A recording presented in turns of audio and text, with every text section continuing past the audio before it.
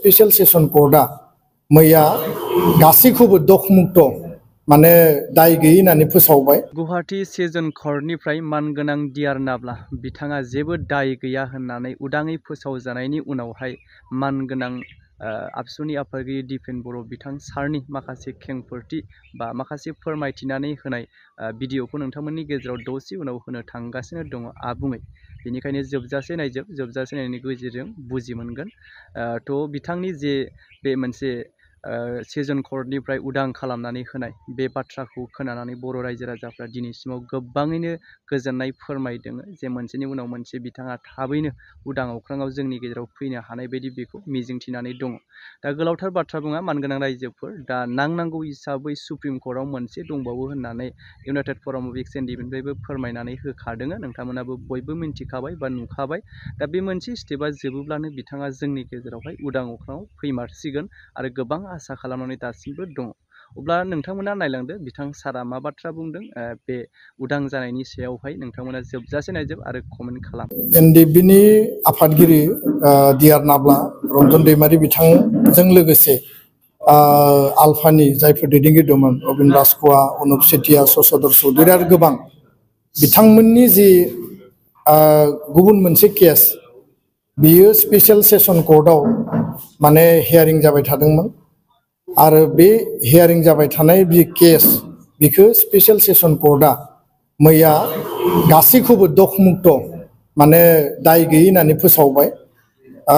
सिबिआइ कर्टनि बा सिबिआइ आदालतनि जे सिबिआइ केस बेयो दाबो रन्जन दैमारि आरो गुबुन सा 6 बिथांमोननिया दाबो सोलिगासिनो दङ आरो बेखौ सुप्रिम कर्टआव पिटिसना बा हियारिंनि थाखाय जों नेनानै दङ। दाख्लै जानांगौमोन किन्तु गोदान माने चिफ जास्टिस अफ माने इन्डिया सुप्रिम कर्टनि चिफ जास्टिसआ सोलायनायनि थाखाय बे डेटआ एसे दा माने दोरोददों, गोदान डेट फैगोन।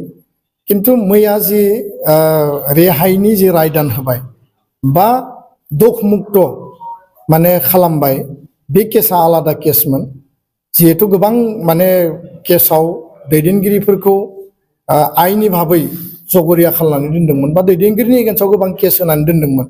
मालाबा जों टाटा केस नुदों, मालाबा सिबिआइ, मालाबा एनआइए, मालाबा गुबुन गुबुन अपारेशन इउनिटनि गोबां केसफोर दङ आरो बे मैयानि जि दखमुक्त जानाय केस बियो आलादा मोनसे केसमोन। बेयाव दिनै बिथांमोनखौ माने दाय गैयि होननानै फोसावबाय आरो बियो मोनसे सिगनिफिकेन्ट जाजमेन्ट, बेयो मोनसे हिस्ट्रिक जाजमेन्ट आरो बेखायनो जोङो Supreme Court of India, Bharat सरकार आरो जायफोर आइनि भाबै बे केसखौ डिल खालामदों जोङो खावलायगोन जे जिहेतु मैया दाय गैयि होननानै फोसावबाय, भार्डिक्ट होबाय, दा बेखायनो गुबुन गुबुन केसफोराबो बेबायदिनो रेहाय बा बे केसखौ फोजोबनायनि थाखाय बेबस्था लानांगौ आरो मैयानि जि लेन्डमार्क मोनसे जाजमेन्ट बियो जोंनि फैबाय थानाय समाव सुप्रिम कर्टआव जानो गोनां केसआव जथेस्थ पजिटिभ मोनसे माने रिमार्क बा पजिटिभ मोनसे नोट लाबोगोन होननानै जोंहा आसा दङ।